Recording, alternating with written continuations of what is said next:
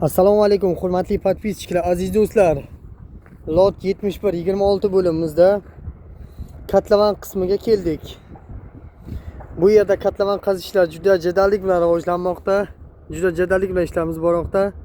Narigi tomonda mana chakmalarimiz turgan yerda shag'allar qazib olish ishlari davom qilmoqda.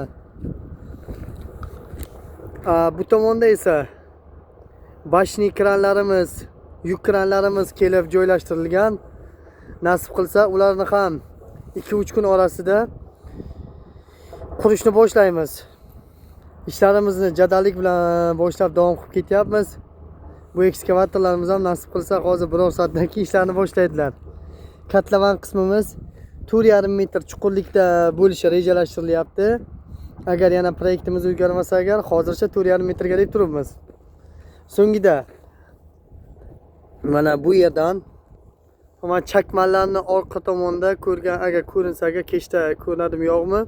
Mana shu devorimiz oldida shu oralig'ida gaz trubamiz o'tgan. Ya'niki bu yerda butun bir Toshkent viloyatining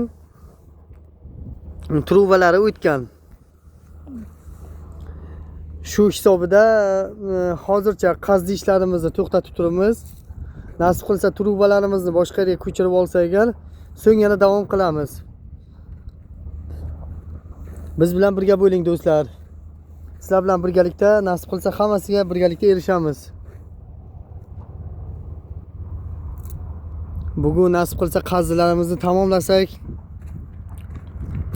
ertadan quduq qazish ishlarimizni yana davomini boshlaymiz. Ayrim texnik sabablarga ko'ra quduq qazish ishlarimiz hozircha to'xtab turibdi.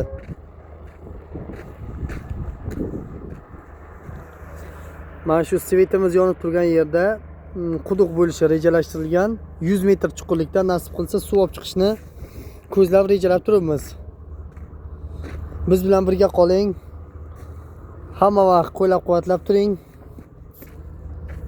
Birgalikda nasib qilsa hammasini amallaymiz. E'tiboringiz uchun rahmat.